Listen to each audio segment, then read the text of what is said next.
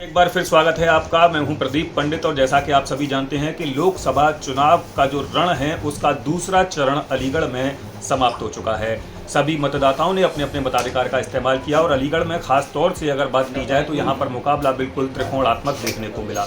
जहां एक तरफ सत्ताधारी दल से कमल के फूल से चुनाव लड़ रहे थे सांसद सतीश गौतम, तो वहीं दूसरी तरफ समाजवादी पार्टी और कांग्रेस के इंडिया गठबंधन से चौधरी विजेंद्र सिंह बप्पू भी चुनाव लड़ रहे थे। लेकिन चौंकाने वाली बात यह है कि जब बहुजन समाज पार्टी ने अपने पत्ते खोले तो यहाँ पर वास्तव में राजनीतिक हलचलें अपने आप में तेज हो गई, क्योंकि एक ऐसा युवा बहुजन समाज पार्टी ने अलीगढ़ में लोकसभा चुनाव में उतारा जिनका नाम है हितेंद्र उपाध्याय बंटी, जो हमारे साथ मौजूद हैं। अलीगढ़ में लगभग 56% लोगों ने अपने अपने मताधिकार का इस्तेमाल किया। तो यहाँ पर सभी ने अपने अपने वोट डाल चुके हैं और हार जीत के गणित राजनीतिक पंडित अपने आप में लगाने में लगे हुए हैं कि आखिर किसके सर पर जीत का सेहरा बांधा जाएगा।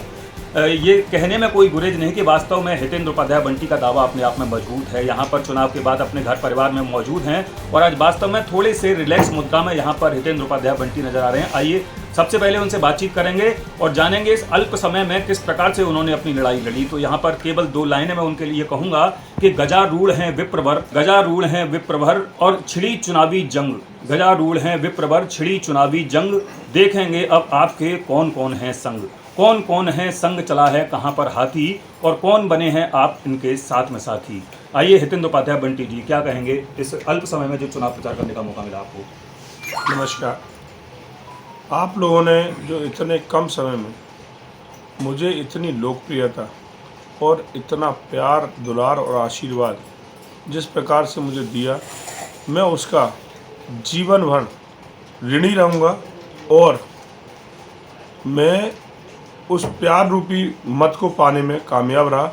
लोगों का मानना पहले ये था कि ये जो चल रहा है ये दिखावा है, इसका मत पेटियों से कोई संपर्क नहीं हो पाएगा। लेकिन जिस प्रकार से मुझे मत देकर चुनाव के बाद भी कल रात मैं 12 बजे तक बधाइयों के संदेश लेता रहा और सबका आभार प्रकट करता रहा, तो उससे मुझे निश्चित ही दिल में ये भाव है जो मैंने पहले दिन कहा था, क्यों पड़ते हो चक्कर में और कोई नहीं है टक्कर में। धीमे धीमे छोटे छोटे कदम बढ़ाकर जो मैंने अपना प्रयास किया, लोगों में को विश्वास दिलाया और लोगों के दिलों में जो जगह बनाई, उसका जीवन भर ऋणी रहूँगा, यही कह सकता हूँ। और जीत का लड्डू तो मैं ही खिलाऊँगा। हमने जो आपसे वादा किया है उसे ज़रूर पूरा करेंगे। 4 जून को जीत का लड्डू अपने जितना भी लोकसभा क्षेत्र का परिवार है मेरा, उसने जिस प्रकार मुझे प्यार दिया है उसी के बल पर कह रहा हूँ कि जीत का लड्डू 4 तारीख को मैं ही आपको खिलाऊंगा। यहाँ पर हितेंद्र उपाध्याय बंटी जी ने इशारा किया है, यहाँ पर जीत के प्रति बिल्कुल आश्वस्त हैं। तो एक बार पुनः मैं उनसे जानूंगा कि आखिर जीत के पीछे क्या फैक्टर मानते हैं, क्योंकि सत्ताधारी दल से आपका मुकाबला है।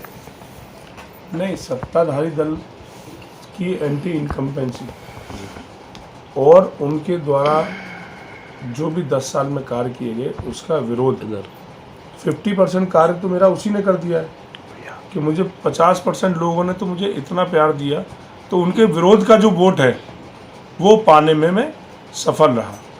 और जो दूसरे दल से के एक और प्रत्याशी हैं, उनकी कार्यशैली को पहले जनता देख चुकी है। 30 साल से लगातार पहले उन्हें जनप्रतिनिधि बनाए रखा है। तो मैंने कहा था मैं एक कोरा कागज़ हूँ, ये शहर जिस तरीके की इबारत मेरे इस कागज़ पर लिखना चाहेगा तो उसी तरीके का मुझे अपने जीवन में ढाल लेंगे, उसी तरीके से मैं कार्य करूँगा। क्योंकि मैं यहाँ लोगों के बीच में पला बड़ा हूँ, तो सबसे मेन बात यही है कि मैं यहाँ की मूलभूत समस्याओं को जानता हूँ। ये इलेक्शन मैंने लोकल बनाम एसटीडी और आईएसडी लड़ा है, तो उसी पर यहाँ लोकल मुद्दों पे हम लोग चुनाव लड़े हैं, इसलिए लोकल मुद्दों पर ही चुनाव जीतेंगे। जी, बातचीत के लिए बहुत बहुत धन्यवाद। जैसा कि आप सभी जानते हैं कि अलीगढ़ महानगर को ताले और तालीम का शहर कहा जाता है। हार जीत एक अलग विषय है, लेकिन जिस प्रकार अल्प समय में हितेंद्र उपाध्याय बंटी ने हाथी पर सवार होकर अल्प समय में जो लोकप्रियता हासिल की है, उसे देखकर ये कहने में कोई गुरेज नहीं कि वास्तव में आज ब्राह्मण समाज का एक नया नेता अलीगढ़ महानगर में आपके सामने उभर कर आया है। तो जैसा कि मैं आपको बता दूं, जैसा कि उनका व्यक्तित्व है, उनका कर्तृत्व है, उनकी जंग काफ़ी आसान नहीं थी। उनकी जंग और उनके इस राजनीतिक जो घटनाक्रम है उसे देखकर मैं इतना ज़रूर कहूँगा, मुझे एक प्रख्यात शायरा हैं रेहाना शाहीन, उनका एक शेर जरूर याद आता है। उस शेर को कहने के बाद मैं अपनी बात को विराम दूंगा। कहते हैं कि ये तो सच है कि दुश्मनों से दोस्ताना कलाम करती हूँ, ये तो सच है कि दुश्मनों से दोस्ताना कलाम करती हूँ, और हौसला हो तो कत्ल कर देना, मैं तुम्हें भी सलाम करती हूँ। बातचीत के लिए बहुत बहुत धन्यवाद। नमस्कार, राहुल वासने के साथ मैं प्रदीप पंडित, वरुण चैनल, अलीगढ़।